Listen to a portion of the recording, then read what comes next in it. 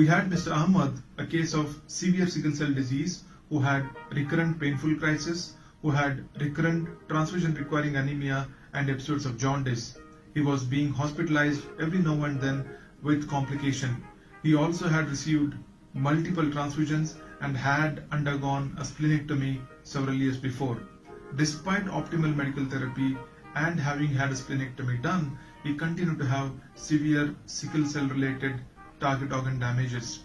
The donor for Mr. Ahmad was his younger sister, and it was really challenging to collect stem cells. We had to make sure that the parents understood completely the potential risks involved. The child was given sedation and stem cells were harvested by our blood bank apheresis team headed by Dr. Shivram. Although pediatric stem cell transplants are not new to us, we faced a unique problem in this particular case because this was an Iraqi child. We had the problems of how to communicate with this child. That was our first problem.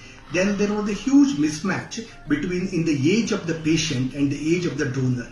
While our patient was 18 years of age and weighed 60 kg, our donor was a small child, 3 years of age, who weighed only 18 kg. The child donor, with a weight of 18 kg, had a total blood volume of only about 1.3 liters, from whom we had to process 8 to 10 liters of blood.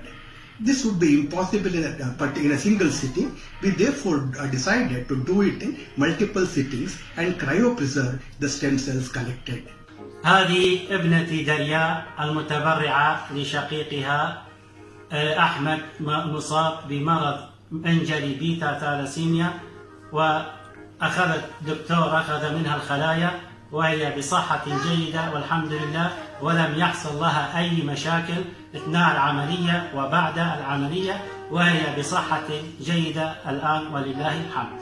أسنا خوش من بنقشيا ثالاسيميا اجتماع سردانا غلط هندستاني كلي نقشخانا أماني باك الحمد لله من نشتغلي أخو كيرب صاغ سلامتي در بازم تدا المدى باش بومكرنو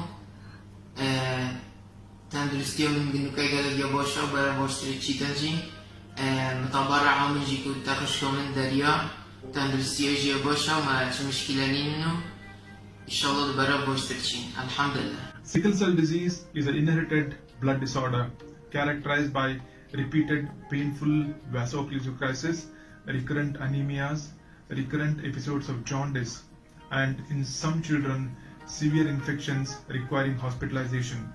There are some patients of sickle cell disease who, with optimal medical therapy, which is administration of folic acid, antimicrobial prophylaxis, age-appropriate vaccination, and regular usage of hydroxyurea, they do fairly well and have good quality of life. So, individuals with sickle cell disease of such high severity, the only potential cure for such individuals is allogenic bone marrow transplantation. In consultation with our clinical hematologist and the pediatric team, we felt the pediatric ICU would be a good place to handle such difficult cases. The child was sedated by the pediatric intensivist, so that was the only way we could probably get the cooperation of the child for a period of about 2 to 3 hours, which the procedure lasts.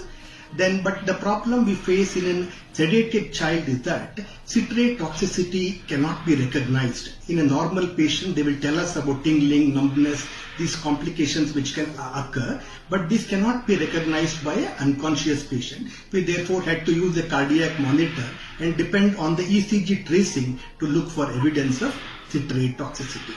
Then another problem we encountered was the volume of blood that would go into the apheresis machine from this child would be too large for the child to tolerate. We therefore first connected an RBC bag of the same group to the machine to fill the dead spaces and then connected the patient for apheresis procedures. وأمجلس فاسيا دكتوري كي مالكاتون سسترا جروبي ستافي فيها مي دكتورة جلا قدرنا جدا أسفاسيا وكامي ودار هل أنشأ وصاص كفتيبن وجلا كاري خدا المظبوط بون جلا قدرنا جدا جلا باش بون الحمد لله نكان دل خوشي زبرنيا كردستان عراقي وأزگل سپاسیوات کم و ام بیدارم اوانیگا و سرکفتی بن شکار خدا و سیوید کم همی تلسیمیت کردستان عراقی سردانا بین خوشخانه کن و ملیکات چون گل دختوره که زیرکه و سرکفتیه و ایشالله لهای سرکفتی بیتن و سپاسیوات کم گلک. It was indeed a very challenging exercise to collect stem cells from such a young girl. Mr. Ahmad underwent an HLA identical allogenic bone marrow transplantation. He is now several months post-transplantation doing very well. He is not needing transfusions. He has not had hospitalizations because of painful crisis, and all his symptoms are non-existent post-transplantation.